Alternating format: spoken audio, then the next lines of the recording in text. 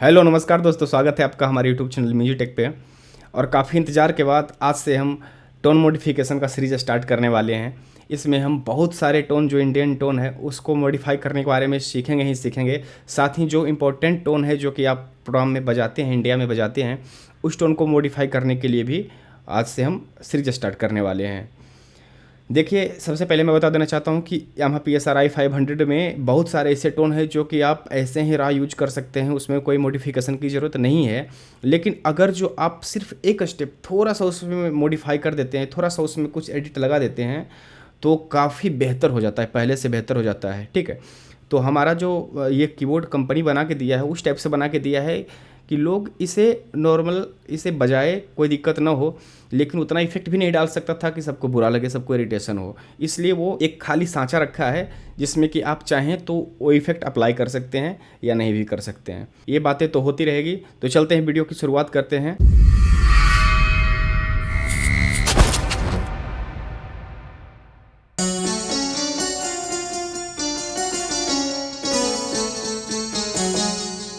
तो चलिए एडिट की शुरुआत करते हैं। सबसे पहले आपको वॉइस में आना है और वॉइस में आके 24 नंबर में बेंजो का टोन सेलेक्ट कर लेना है। इस पर कोई भी इफेक्ट अभी नहीं लगा हुआ है, मैं सारे इफेक्ट को अभी बंद कर देता हूँ। एक ऑन भी नहीं है, कुछ भी नहीं है, बिल्कुल नील है। ठीक है, और जल्दी जल्दी चलते हैं। फंक्शन के बटन को प्रेस करना है। फंक्शन के बटन को प्रेस करते हुए इसका वॉल्यूम सबसे पहले बढ़ाना है। आपको M वॉल्यूम पे आ जाना है सबसे पहले, वहीं से शुरुआत करते हैं। हर एक बार वहीं से शुरुआत करना उचित रहेगा। M वॉल्यूम पे आ गए। ठीक है, यहाँ से आपको वॉल्यूम को फुल कर देना है क्योंकि ऐसे भी कीबोर्ड का आउटपुट बहुत ही कम है, इसलिए यहाँ से बढ़ा के रखें आवाज़ को। उसके बाद हम ऑक्टेव को नहीं छेड़ेंगे, ऑक्टेव को नॉर्मल रखेंगे। उसके बाद पेन को नहीं छेड़ेंगे, पेन को सेंटर में रखेंगे। ठीक है, रिवर्ब में आ गया, रिवर्ब को 24 रहने देंगे और इसको कोरस को 27 करेंगे। कोरस को 27 पे रखेंगे। उसके बाद अटैक को नहीं छेड़ना है, 0 पे कर देना है इसको। अटैक को जितना कम कर सकते हैं, इसे 64 पे भी ठीक है, लेकिन इसे 0 पे कर दें क्योंकि हमें अटैक चाहिए, बिल्कुल खटाक से आवाज़ चाहिए बेंजो का। ठीक है, लेकिन रिलीज़ को थोड़ा सा बढ़ाना होगा। रिलीज़ को 89 कर देना है। कितना करना है? 89 में आपको इसको ला के फिक्स कर देना है, या 90 भी रख सकते हैं। चलिए 90 रख देता हूँ। कट ऑफ को 86 करना है, थोड़ा सा हमको पतला आवाज़ चाहिए, थोड़ा सा 86 करना है। और रेजोनेंस को नहीं छेड़ना है, इतना ही रहने देते हैं। डी वॉइस में हम कौन सा आवाज़ सेलेक्ट करेंगे? तो बुलबुल तरंग करके एक इसमें आवाज़ दिया गया है 23 नंबर पे, उसको देख लेते हैं। ठीक है, 0 2 3 23 नंबर में बुलबुल तरंग दिया गया है, तो इसको रहने देते हैं डी वॉइस में। लेकिन जैसे ही हम डी वॉइस पे काम कर रहे हैं तो हमको डुअल ऑन होना चाहिए। यहाँ पे डुअल का बटन ऑन कर लीजिए, आपको डिस्प्ले में ग्लो करेगा।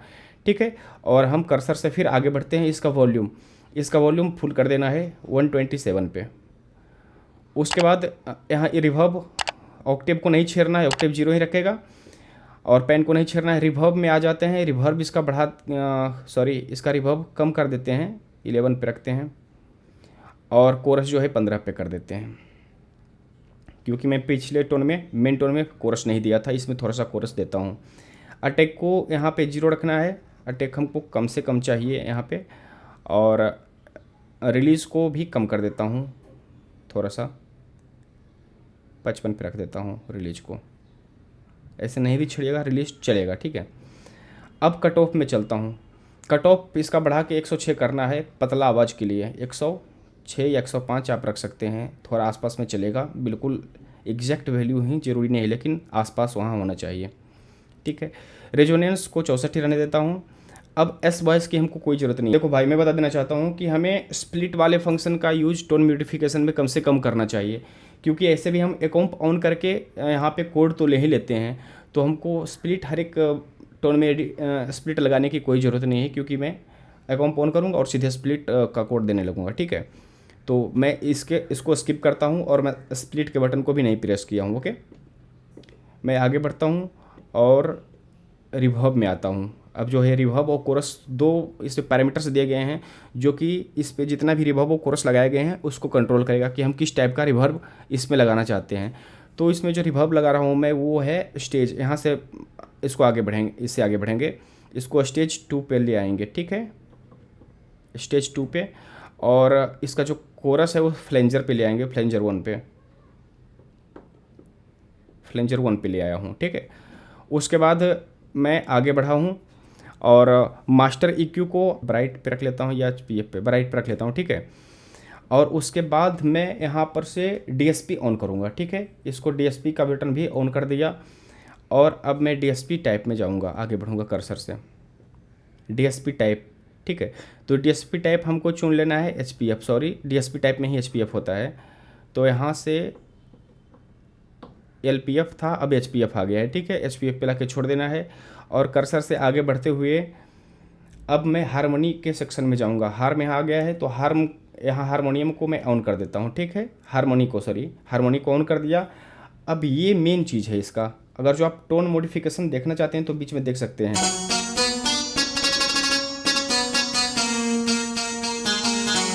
थोड़ा सा पतला आवाज हो गया है। मैं क्या करता हूँ कि वापस मास्टर EQ कैटेगरी में जाके इसके मास्टर को इंडिया पे सेट कर देता हूँ, इंडिया 2 पे। ये ठीक है। और मैं अभी गया हूँ हारमोनी और आर्पेजियो के कैटेगरी में, ठीक है। यहाँ पे बता रहा है कि आप कौन सा रखना चाहते हैं, हारमोनी या आर्पेजियो, किस टाइप का रखना चाहते हैं।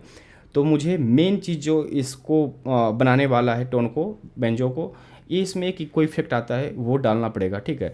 तो उसके लिए आपको यहाँ प्लस और माइनस से आपको जाना है इको 1/12 पे, ठीक है। इको 1/12 पे आपको इसे सेट करना होगा। 1 4 1 6 1 8 1 12 आ गया। अब देखिए इसका क्या काम करेगा। अगर जो आपको इको नहीं सुनाई दे रहा है तो इसका वॉल्यूम आपको बढ़ाना होगा। मैं कर्सर से आगे गया और हार्म वॉल्यूम को क्या कर दिया, इसको 100 कर दिया, ठीक है।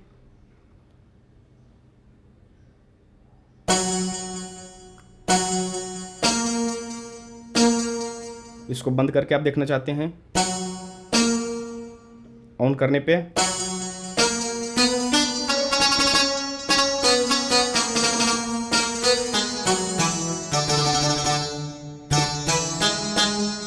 इको और ज़्यादा थोड़ा सा रखना चाहते हैं तो इसके वॉल्यूम को आप थोड़ा सा और तेज कर सकते हैं, 15 पे ले आइए।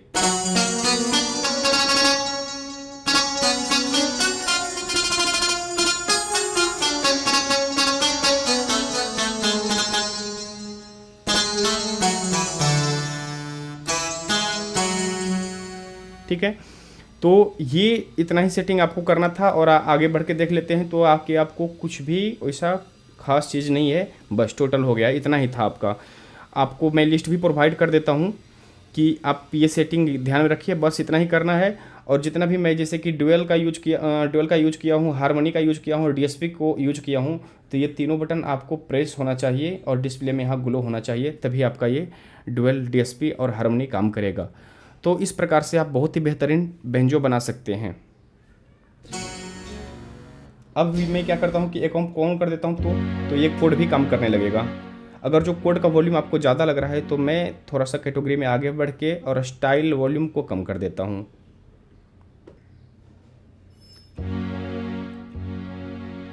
ठीक है, ये आपका हो गया तैयार बेंजो।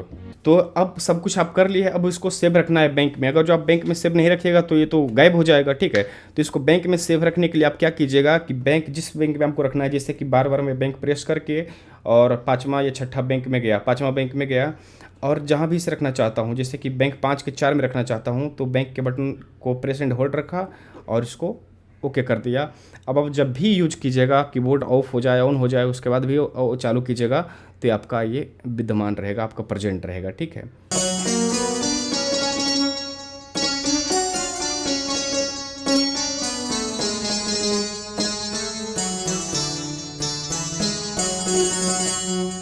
देखिए कितना अच्छा बेंजो लग रहा है।